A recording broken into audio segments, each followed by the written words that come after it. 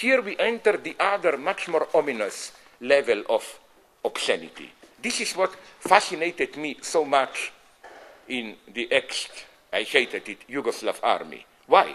Privately, I admit it. As a private person, I'm a kind of a neo-fascist. I like order, discipline at all levels, even in love life. Like my favorite saying by Lacan is, my fiancée is never late for an appointment. Because the moment she is late, she is no longer my fiancée. You know, like, there must be order. So I went with great hopes into Yugoslav army because I thought at least there will be order. Well, if some of you are old enough to serve it, you knew beneath the surface of order, it was one big chaos of obscenities, obscene jokes, whatever.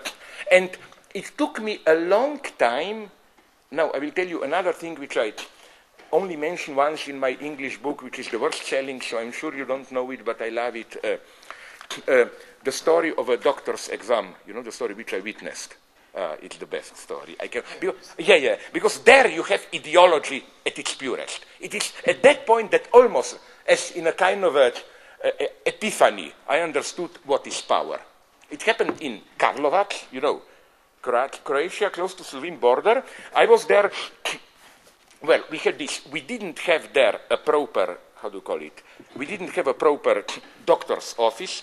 We just had a student who was medical student, so he was there if some of us got slightly wounded. He slept in a room, and you will see why this is important. In that room there was a wash basin for wash, and above on the mirror there were stuck this, you know, from pre-pornographic times, these photos of girls just half naked, not even really pornography. You will see why this is important. Okay, so once a week a doctor came from military hospital and we had a collective examination. We were there waiting in line and each of us had to stand up and in front of others and say what is wrong. Okay, I was there quite by chance, then something very mystical happened. One guy stood up and said, as you say in the vulgar Serbo-Croat, that he has pains in his penis, no?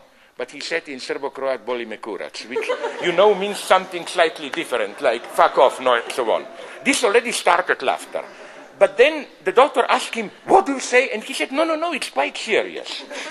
So the doctor told him, okay, undress yourself. He did it, and he said, the problem is I have great pains with my skin around the head, I cannot pull it down. Then the doctor said, okay, show it to me, pull it down. Then it doesn't hurt, you can do it. Then the soldier said, no, it's only when I have an erection. Then, now comes, it's even worse than you think. Then the doctor told him, okay, drkaj, jerk off, do it. And then something absolutely obscene happened. The guy masturbated, tried to get an erection. Of course, it didn't work. Then the doctor went to that mirror, took the photos, and showed them the guy, look, gledaj, kakva pička, gledaj, like, look at this. Look what, drkaj, look at it. What man are you? And then I got it. At the same time, the doctor was looking at us and started to laugh. It was the most oppressive, obscene solidarity. But this is not the same as the joke with my Albanian colleague. I claim this is how power functions. There was no subversing, undermining of power here. For power, in order to function, this was for me the basic lesson of the army life. You need, and this is why, for example, in the United States Army, they have all the time these scandals, you know, they discover, they call it fragging or whatever, you know, these rituals of soldiers torturing.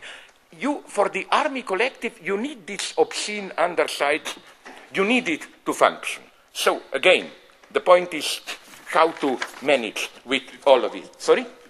15 more, yes, because, of course, I promise you, if you want to publish it anywhere, to give you the text, because it looks very bad now. It looks bad in the sense that I will begin it when I will end it, it will be that I will be at the beginning. No. Okay. So what I wanted to tell you after all this, okay, let me do it a little bit more systematically. So we have three elements, as it were. Two are oppressed with political correctness. We have, on the one hand, this simple, cold distance dignity, which I like. We can undermine it through shared emancipatory obscenity, which is good. But all this, what is the problem for me with today's liberal ideology? It is that okay, I will try to develop it a little bit with another improvisation.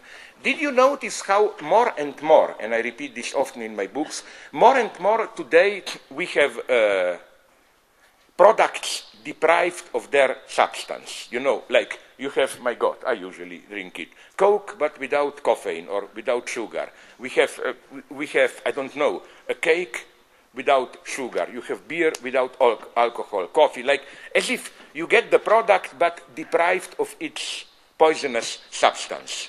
I claim that this is what is basically false with liberal multiculturalism. In all their praising the neighbor, the other, it's a decaffeinated other. How should I put it? No? They appear to be open to you, but they terribly censor you. I noticed this in the United States when I witnessed some conversations of liberal multiculturalists with American Indians. Even the name is prohibited now. You are forced to call them Native Americans. And I had a good friend among them who is furious about it, who told me now these liberals even don't tell us how we should name ourselves. And he gave me a wonderful argument for Indians. He told me, Native American sounds like we are part of nature, you know, like only you are culture, we are nature. Well, he said to be called an Indian is at least a monument to white man's stupidity, no? Because, you know, Colombo, they thought they are in India, no? At least not much better. But what I'm saying is that how, if you listen to this politically correct description, all the dark aspect, drinking, despair disappears, and American Indians appear to be some kind of a, you know, holistic, spiritualized guys who told us how against Western technological imperialism we should have a holistic relationship with Mother Nature and so on, all that stuff. So, erase that. So the problem of tolerance is something which I think it's a crucial phenomenon which tells us a lot in today's ideology. It is, I noticed how in the United States more and more now one topic predominates. In social sciences, it's getting popular. I know of more than 20 books dealing with it. The topic of toxic subjects. They're obsessed with the idea that your neighbor, people can be toxic in somehow. Toxic, excessive harassment, and it's interesting how this term, toxic, covers everything.